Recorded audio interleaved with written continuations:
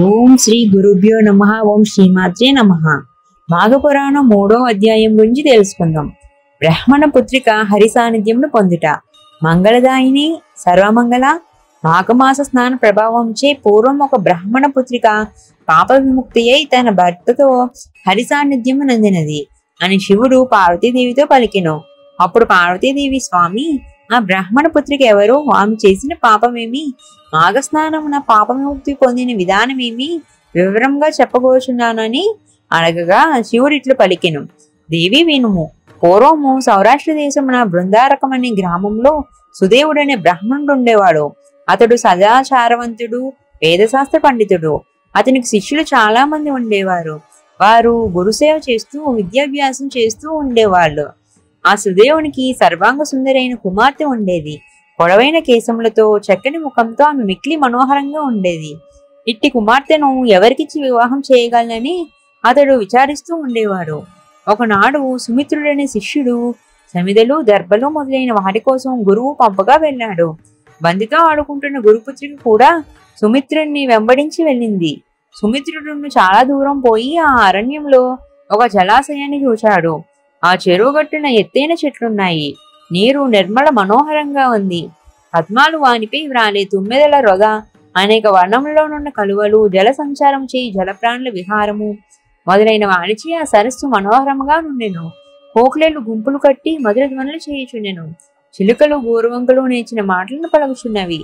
ఎత్తైన చెట్లతో కప్పబడిన ఆ ప్రదేశం ఒక ఏకాంత మందిరంలా ఉంది. గురుపుత్రిక ఆ చెరువులో నీరు త్రాగి అచ్చట వృక్షములకున్న పండ్లను తిని ఒక చోట కూర్చునేను. సుమిత్రునిపై మనసు పడింది. మనం ఏదైనా పాపం చేసించో మనమిద్దరం చిరకాలము నరకవాసం చేయవలసి ఉండును. కావున ఇంటికి పోదుము రమ్ము. గురువుగారు మనకి ఎదురు చూచుందురు.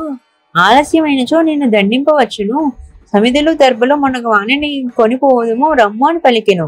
గురుపుత్రిగా ఆ మాటలు విని, ఓయి, నీవు ఇంటికి తిరిగి వెళ్ళి నేను రానిచో మా తండ్రి నిన్ను శపించును. ఏం చెయ్యాలో అర్థం కాక గురు శిష్యుడు సరే అన్నాడు.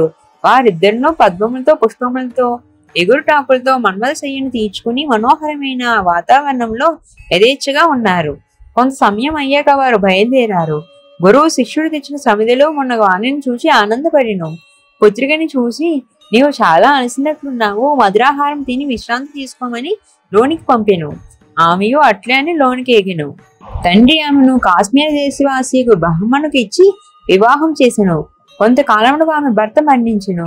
భర్తను కోల్పోయి నేలపై పడి దుఃఖించుచున్న కుమార్తెను చూడలేక సుదేవుడును మిగులు దుఃఖించును. అయ్యో, ఈ వయసులోనే బాధాకరమైన వైదవ్యం కలిగినదేమి? ఈమెకిట్టి బాధను కల్పించిన ఆ బ్రహ్మ ఎంత మూర్ఖుడో కదా అని పలు విధములుగా దుఃఖించుచుండెను. సుదేవుడు తన దుఃఖ కారణమును చెప్పి మరలా దుఃఖించును. యోగి సుదేవును భార్యాపుత్రికలను చూచి క్షణకాలము ధ్యానయోగం అందినట్లు పలికెను. పోయి వినుము. నీ కుమార్తె పూర్వజన్మలో క్షత్రియ కులమున జన్మించినది. ఈమె పతిహత్యను ఆత్మహత్యను చేసినది. ఆ దోషం వల్ల నీకి జన్మమున ఇట్టి వైదవ్యం కలిగినది. ఇట్టి ఈమె పవిత్రమైన నీ వంశము నెట్లు జన్మించినదాయని నీకు సందేహము రావచ్చును. దానికి నీ కారణము కలదు.